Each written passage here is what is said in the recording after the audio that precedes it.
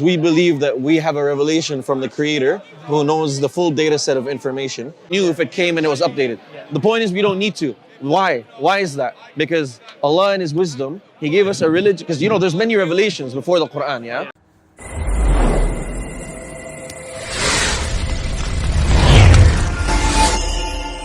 Speculate on the afterlife when there's so much suffering going on here. Give one to Brother Najmi. And heaven and hell in certain ways. I only read the Bible because I know it better. Heaven Okay, and it's hell is on the earth here. Yeah, sorry about that. Why do you need to speculate on on the afterlife? Yeah, good. And isn't that doesn't that take any religious or any doctrine in the world to the extreme once you're speculating and then creating an answer for the unknown? Yeah, okay, good question, yeah.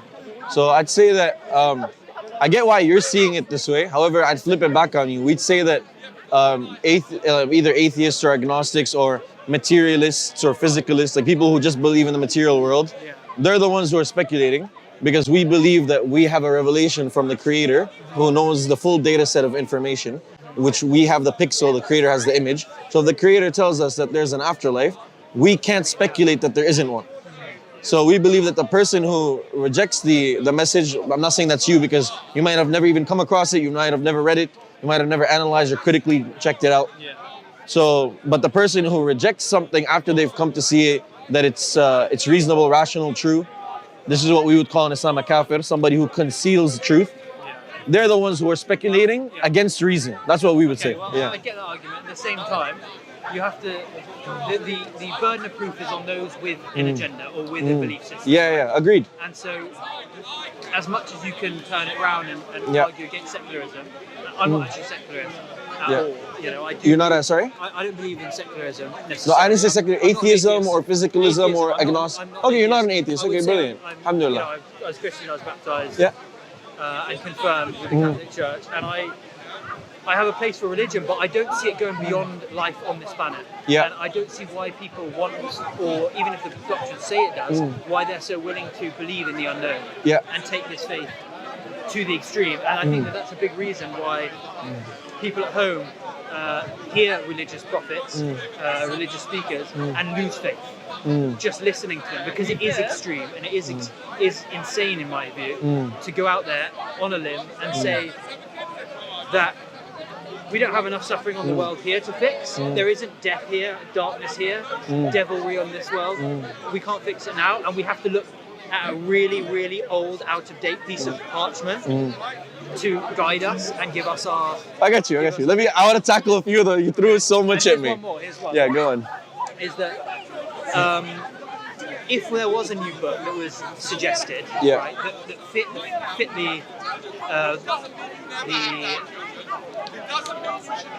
the boxes that you would have to tick. Yeah, what's normative today.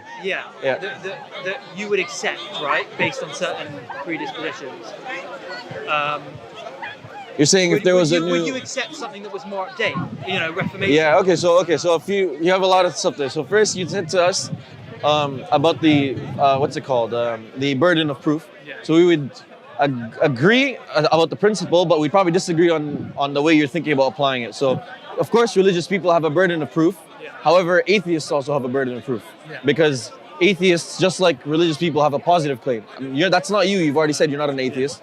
You're looking or interested, or whatever it is, in either side. But the point is, an atheist has to prove that God does not exist. And the theist has to prove that the God that they believe in exists, right? So that's the first thing about the burden of proof. The second thing I think you mentioned, correct me if I'm wrong, I think you mentioned something about the there being... Sorry, what was the second thing you mentioned? So I don't want to miss, because it's like 5 things you mentioned. I know like the last 3... The second one. Okay, I can't remember the second one. Maybe I'll remember it in a second. But you mentioned about the updated book. About, you know, before that, why are we speculating about, you know, afterlife and stuff like this? Again, I could see why you say that, because for you don't have a knowledge set that tells you otherwise. Well, I do. So, I could read the Quran and the Bible and realize that we're born into sin. No, but we don't believe we're born into sin. No, but I'm saying I could understand how religions, they rationalize it after reading the book. I get why you believe it's there, but just based on rationality, you know, I could read a fairy tale and believe it. Yeah, I agree with you. That doesn't mean that... No, but that's the point, is that do we believe the Quran in the same way that I could go and believe a fiction novel? Yeah. That's the thing. That's the question. The set of determinants aren't objective enough. Why not? Because you could read that book and you could think one way or you could think another way. I disagree. I mean, no, but you could do that about anything, even the most objective things about science. Are there people that think that the Earth is flat? They do. Okay, is it objectively true that the Earth is not flat? And there's enormous amount of scientific observation, not just theory, observation, that goes into proving that the Earth is not flat. True, okay, so difference of opinion does not make something subjective. Yeah, but at least you're running past science when you make that decision. Yeah, sure. And do you know you're running past doctrine, literary doctrine. Yeah, but it was written years ago by somebody you don't really know. I agree. Okay, but if scientific findings are written years ago, would that make them like our truth claims or our what's it called, rational, claims or sentences or whatever you want? It doesn't have an expiry date. I think that laws and morality updates and society updates laws as it goes. Yeah. So your question, does society update? Yeah. No, that's not about my question, because what you just described to me is not morality updating. It's just the whims and desires of people updating. Yeah, that's fine. But back in the days, people desired. No, not necessarily. I mean, back in the days, we didn't kill people with atomic bombs. Now we do. So like how? We mean Hiroshima and Nagasaki. 300,000 people. We did twice and it stopped mass killing. I mean, we don't know that. First of all, it didn't stop mass killing, because since then, how many thousands? I mean, just Iraq. The point is that we kill people. I understand. Of course you don't. You're a rational person. I don't think you would. There's a huge argument about whether we've progressed morally as a society or not. That's not the point. The point is that maybe even we have progressed in some areas, but we've definitely regressed in some other areas. The point is that just like in the same way that you today think that you're the most moral version of yourself, 20 years down the road, or maybe more moral than people 30 years ago, let's say, in 30 years, your grandkids will be calling you that, problematic grandpa. You know what I mean? So it's. So I should update, just like the Quran maybe should update. Okay, but what if it updates into something that you think is insane? In the same way that, religious people think that some things that are happening now are insane. Well, I think there's a place for religion, but I wouldn't say that it goes beyond the realms of reality. Think about it this way. I don't want to, because that's going on a different tangent, but I want to stick to this. There's now a movement that's taking, like the love is love mantra, right?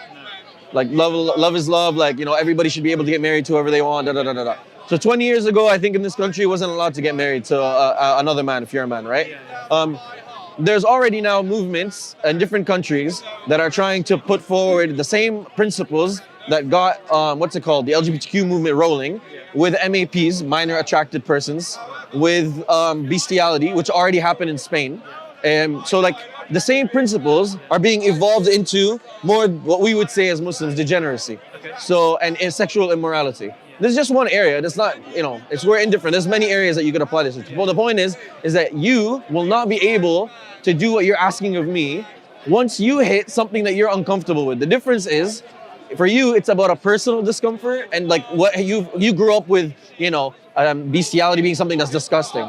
However, in 30 years down the road, if people did not grow up that way, they will try to enforce that on you, and then you'll be like, oh, that's like crazy and insane. Well, the difference is you're doing that off of like intuition and whims and desires. We're saying that we have a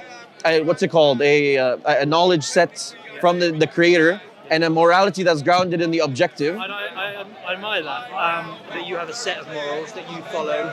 They're not unchanged. Like, I want to tell you though, because you said to me about how would you accept something new if it came and it was updated. The point is we don't need to. Why? Why is that? Because Allah in His wisdom, He gave us a religion. Because there's many revelations before the Quran, yeah. So the Quran was meant to be the final revelation, and the point is to preserve it to the end of time, because it is the final revelation, and because Allah expects that this revelation is going to be over a long period of time. In His wisdom, there are the moral axioms in Islam are so malleable and are so applicable that I, as the 21st century man, could participate morally and to my advantage. At the same time, somebody in 6th, 7th century could do the exact same thing. It fits his circumstances and mine. So Islam is not rigid, actually. And I disagree. I disagree with a lot that's in there, but I agree with a lot. right? Okay, fantastic. But based on what do you agree and disagree is the question. Yeah, and this is the point, is that I think you have to, when you evolve, when Yeah. people evolve, take the good with the bad. Yeah. And yes, you happen to mention the bad sides of modern society, Western Yeah, sure. society. I think that the pros of Western society far outweigh the cons. I mean, we didn't say that Western society is some, evil. You can't take anything good from it. Of course no, not. You didn't say that. Yeah. You also happen to highlight the negatives. No, I did highlight, but I also live here, so I also must think that there is good to be had here, We right? also believe in democracy, and with democracy comes law. We don't. You don't. Yeah, we don't believe in democracy. Right. No, it's not, we don't think it's a good way of governance, and it's not something that just Islam, purports or promotes. It's something that, many Western philosophers have disagreed. Like democracy creates. That's a whole nother. Yeah, it's a whole nother debate, but the point is going, yeah. But England does, right? Yeah, sure. And, Yes. and so does the Western world generally. Yeah, sure. And through that, An image of it, we but- have put our faith not in one doctrine. Yeah, but in the we put Constitution, faith- of course. No, beyond the Constitution, in freedom and in people's choices. But that's a doctrine.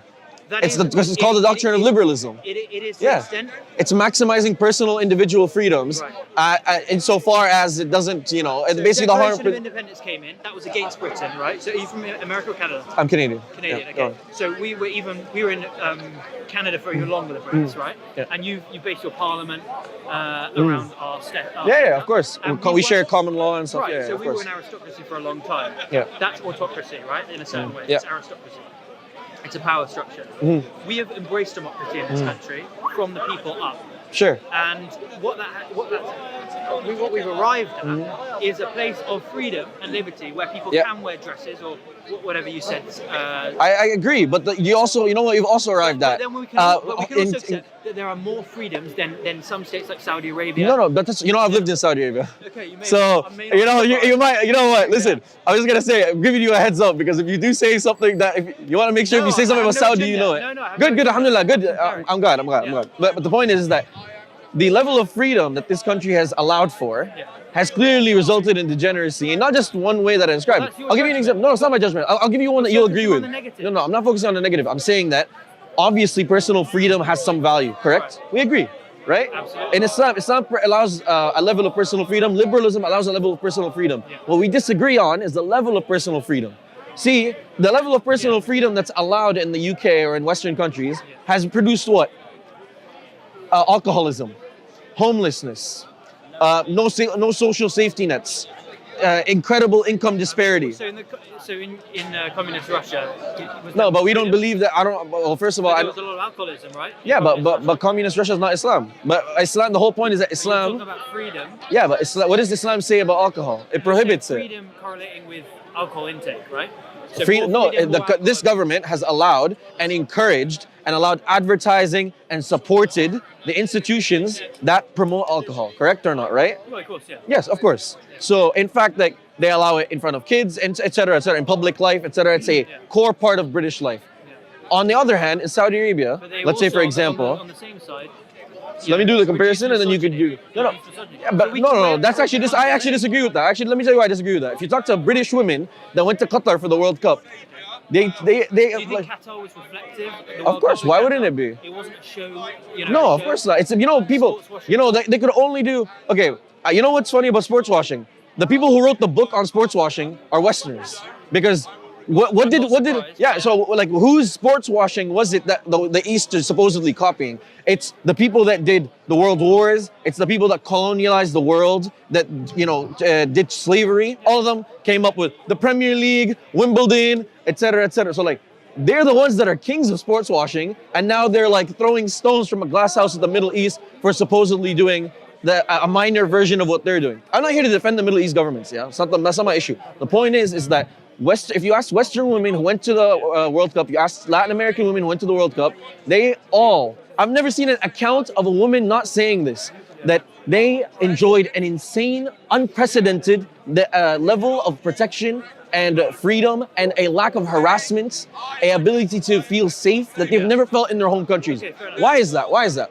Because there's restrictions on freedom for men and women in these countries that allow for a more safe society. But not a liberal society. Yeah, but that's the point. But that's exactly the point. for you, the standard of a good society is a liberal, is how much does it conform to liberalism. Yeah. My standard of a good society is not that. It's not safety though. Safety is a conservative value, you know, and I think there's space for safety, of course, and you can take precautions to make women feel more safe in all sorts of ways. I just think that there are retrograde steps you can take and there are progressive steps. Okay, I'll give you an example. You as a person, can you ever become an alcoholic in this country? Is there not even a high chance, is there a probable chance that you could? Yeah, right? Because your government promotes it. Since you're a kid, you've seen probably your family, all your friends drink it. It's promoted in your culture and in your media. And then in football, wherever you go, you have to drink beer, you have to drink alcohol and stuff. And you're only then a few steps away from alcoholism. If you were a kid growing up in the Middle East, you've never seen, or not seen out the Middle East, because some places have alcohol. If you're in Saudi Arabia, you've never seen a bottle of alcohol in your life. In your media, you never see people drinking alcohol. In your stadiums and in your media events and in your whatever gatherings, there's no alcohol. How much more likely that this person is never in their life, it's almost guaranteed that they can never become alcoholic. We can focus on the issues in Western So the point is even from your side, because you came to me talking about the material world, right? You came to me saying like, why focus about the afterlife? Yeah. But see what's happening here. Now I'm the one telling you that as a Muslim, I'm the one who is incredibly focused about making sure that the material conditions and the in your way. And I'm suggesting no, of course, but I'm going about it in my way, but the end product impacts both me and you. So I'm actually more interested than the average Western liberal person because they're so apathetic because of how bad their societies have become. Well, that's your judgment. No, it's not my judgment. If you talk to people, they feel their governments doesn't represent them. The Western societies have gone wrong. Okay, do you feel that your democracies are representative democracies?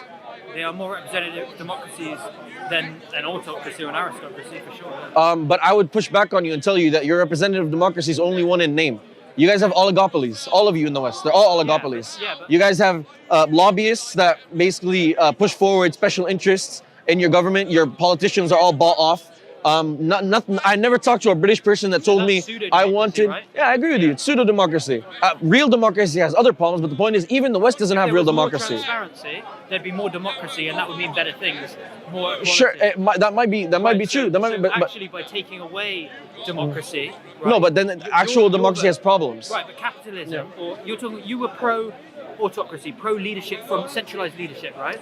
Not necessarily. We have a concept of shura. No. I never said talking. No. I was giving you. We were comparing different things. Okay. In Islam, we have a concept of shura, which takes into consideration. Earlier in the debate, you did say, if I recall correctly, you did say that you weren't pro democracy. I wasn't pro, but I never said.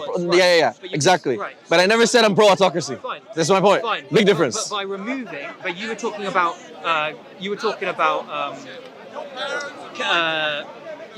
companies being bailed out or lobbyists.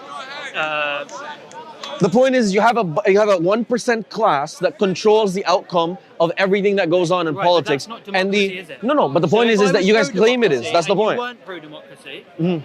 I would argue that those issues are. I think in this point you're assuming something that is not the point. Anyway, you are saying. My point anyway. Well, you are saying. But let the brother comment. You are not pro-democracy, meaning you are the autocracy. It doesn't go. It doesn't go. Maybe someone can be liberal in different way than democracy. No, it's not live. You see, someone can be liberal. Someone can be communist. Someone can be communist, not going with the democracy. But my question is this: from your discussion, guys, what's your objective reason to denying the Quran or to denying the objective truth that we have? What's your objective reasoning to denying this? I don't think someone should deny it, right, or accept it. That's totally down to their freedom, right, in a free society. I mean, we agree on that. We're not. Did I come and tell you? You have to. We're forcing you to think. But in certain states, Where? States, I don't know, but there has through history been places. Yeah, but I'll tell you, in history here in England, that's what they used to do. They used to burn people at the stake. Hard pressed to find a winning argument that would argue. How do you define the freedom? That would argue that here in this country, right now. No, not right now. I'm saying just. Then in a religious state. No. Okay, how about this? Anyway, we keep going on a. No, we don't need to compare with governments. We don't need to compare with governments. My only point is that your ideas about freedom and all that, like basically your standard is liberalism and maximizing individual freedoms. But you came to us about telling us about why it's more important to not worry about the afterlife and focus about making this life good. You said there's so many evils that we need to fix. Exactly. Well, it's Muslims who are coming to tell you, that's the point. So we're telling you, as Muslims, we are more concerned than the average liberal person to fix issues. Let me tell you why, because liberalism is all about maximizing individual freedoms insofar as, your freedom stops with your fist at my nose, basically. Like, as long as it doesn't hurt me, I don't worry. Exactly. So they're all about being apathetic about other people doing other things. We've had it at the park many times. Somebody will tell me incest is okay, as it's not affecting me, as long as they do it in the privacy of the thing, and then they're 18. Yeah, we have many people in the park saying it's very common. Atheists will usually defend this point because they're like, oh, listen, as long as you're consenting adults, if they want to have incest, it should be actually legal. Okay. Why do they do this? They're apathetic. The point is, Muslims, we're concerned. Yeah, I understand. I'm not saying it's you, but I'm saying as Muslims, we're not apathetic to social issues that actually impact the real world. We want to actually formulate societies that have a good, positive, outlook on the individual. So Islam's idea is it wants to protect the individual from society and the society from the individual, and the individual from themselves. Getting there, right? Yeah, I agree, and I think our way is better. That's the point. No, but I agree that we both want good, right? At the end of the day, we both want good over bad if we can, and we don't want to harm as many people. We want to harm the least people. It depends on the harm. Yeah, we don't think harm is bad. But the point is, we are taking the objective morality from divine, from divine book, right? Yeah. We think that we are taking objective morality from someone who knows everything. We said Allah is the alim al-ghayb. Allah knows everything, Sure. alim. But what's the objective standard morality from where you take? We are taking from the Quran, from where you get. Like, where do you derive your morals? Like, what, how he said we both want good. The difference is our good is different than your good. Yeah. So where do you get your good from? I think that people have an innate instinct, for bad and for good. And I think that if you follow the good, generally that leads to good things, and it leads to harmony, peace, and security as well. So what happens when somebody's interest collides with somebody else's interests? Yeah, exactly. So this is the point. There should be laws. There should be a common. Sure. So where do you get your idea of what are good laws and what are bad laws? Laws are updated based on societies, and I think that if society has faith in itself, it will create its laws and abide by them. So do you know why that's a problem? In Nazi Germany, there was a time where the economy was so bad that Hitler was able to convince people into laws that were incredibly heinous. So the point is that we can't rely on the flailings of society's desires and popular discourse. There are also Islamic states that use. I understand, but the difference. Let me show you why that's false equivalence. Let me tell you why that's falsely equivalent. It's a human thing, not I understand. Let me tell you why that's falsely equivalent. We don't, as Muslims, take our law. We don't take morality from man-made laws. Yeah. So a government that has Muslim leaders could do laws that are completely wrong. No problem with that. Yeah. The difference is you told me, I'm like, where do you get your morals? You went back to intuitive. No, I'm not questioning the morals of the Quran. I know you're not. I'm talking about you, bro. Don't worry. I'm not. I'm asking you. Yeah. So you said, where do you get them? You're like, society generally comes to a consensus kind of. You basically said that, and they come and make these good laws. Life, liberty, pursuit of Sure. So that's what I'm saying. In a rough way. So the point is that these have led to terrible laws and immorality in excess throughout human history. And also great freedom. No, and but this freedom again. The fact that you're here speaking like this. I can do this. I can do this anywhere. Why can't I do this? Yeah, of course I can. You can speak Of freely course. in any country. Okay, if I did this in Qatar, who's gonna chop my head off? That's a whole different question. I said you can do this in any question, and now you're asking. No, I'm saying I'm just showing you that. Look, this idea that the only place that has freedom is the West is crazy. It's not the only place, of course, there fantastic. are levels of freedom, and I would say that the Western world is one of the freest. Yes, but is that a good thing? That's my point. The whole point about me talking to you, no, it's not, because what we've seen in the West is that Western people are free to become alcoholics. You're right. Western people are free to develop gambling addictions. Western people are free to have excess of 50% rates of divorce. Yeah. They're free to have all the social problems that they have, the rates of domestic abuse, etc. Do you think there should be do they have good stuff? Yes. Okay. Of course, of course the West has good stuff. Age of legal age of consent. Do you think that's a rightful? It depends on, because age of consent means different things in different societies and different laws. Do you think that laws should decree how old a woman is able to consent? At what age a woman is able to consent? I think that there should be a minimum age of marriage. Yeah. Okay. What about consent? No, consent depends. If you mean outside of sex, consent. It depends, because if you're talking about outside of sex marriage, we completely reject that idea. We don't see that. Inside marriage, marriage is it's in marriage. So if someone's married off at 14, you think they should be able to? No, they can't get married at 14. That's the point. They can't. Okay. Yeah, they can't. Yeah. I don't know enough about. No, but Islam. But I'm saying Islam doesn't put any a specific age. It puts a criteria. But there are pros and cons. My main point here is that there are pros and cons of everything, right? And we can't just focus on the negative. No. Okay, I understand that. I'm not focusing. Bro, look, I'm drinking, gambling. No, I'm not focusing. I'm telling you right now. I'm living here. This is proof. The fact that I live here. I'm telling you. Hear me out. Okay, go on. Name me some positives. Yes. So I've got from you the negatives. Yes, sure. Gambling. Yeah. Alcohol. Yeah. And what was the other one? Divorce rates. What's it called? So you've got a litany of them. Yeah, sure, no problem. Yes, but the point is that I'm living here. I'll tell you some of the positives. Great. What's it called? Attention to natural. Natural parks and care for public transport. Yeah. There is a good emphasis on infrastructure, roads. Yeah, there's good stuff here. No doubt.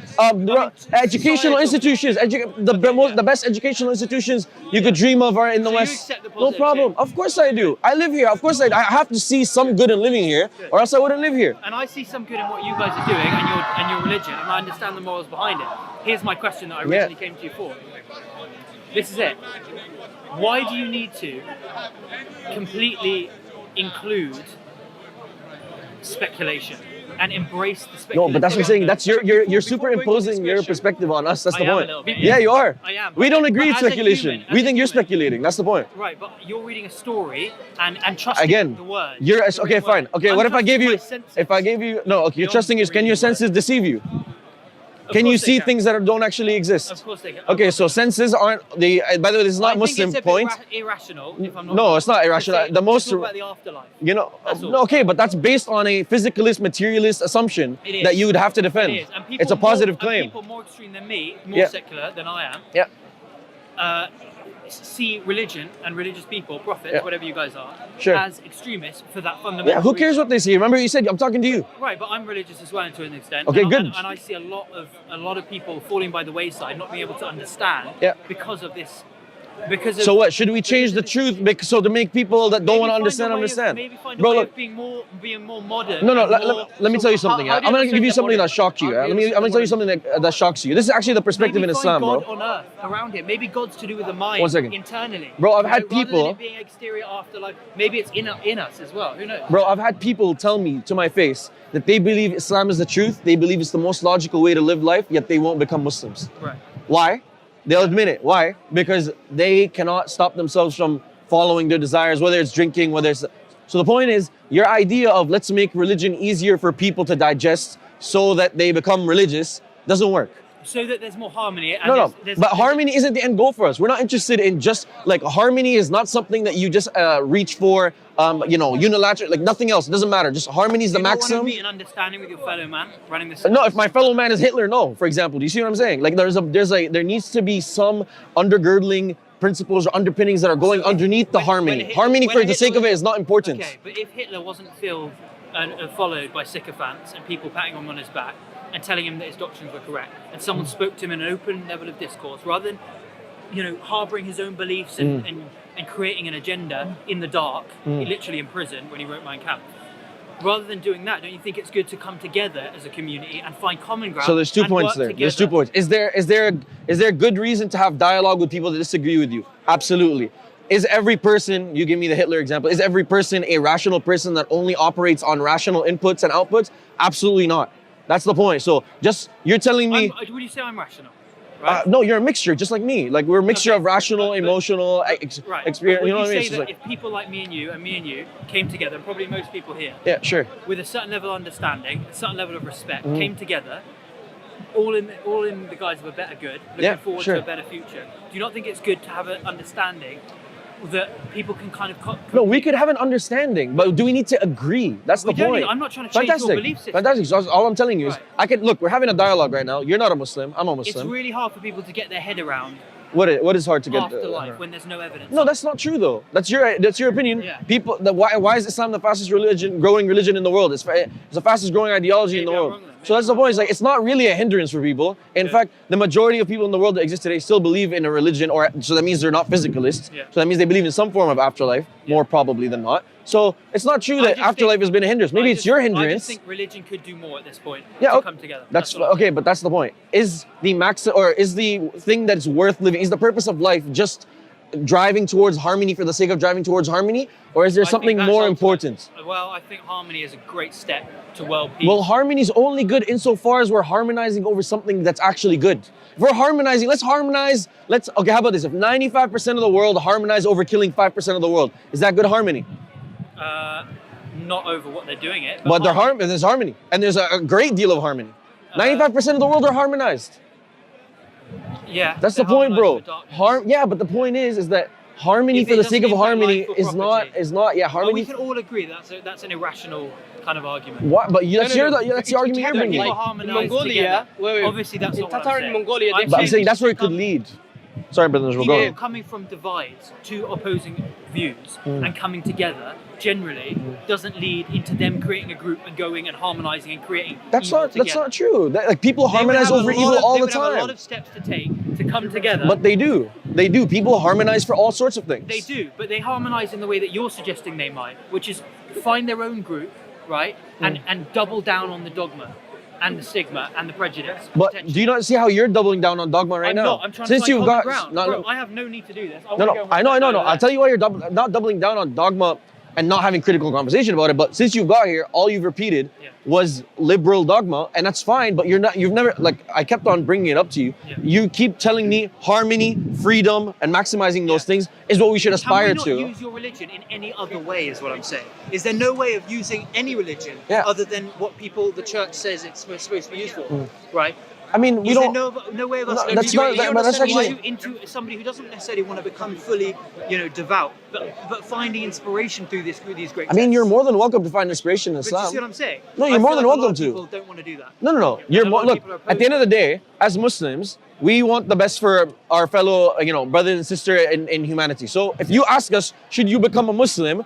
Because we believe that, this life is a test, and based on how you do on this test, there will be an afterlife that you will live based on the results of your test. Of course, we'll tell you to become a Muslim. But if you don't want to become a Muslim, that's not my, at the end of the day, lakum diya in the Quran is like, to me, my religion, my religion is mine. And at the end of the day, I won't face the afterlife that you'll face for your results. I'll face my results. I'm just saying that. So the point is, if you want to only be inspired from Islam, and if you only want to take some teachings from Islam, if you want to write about, there's many Orientalists that write about Islam.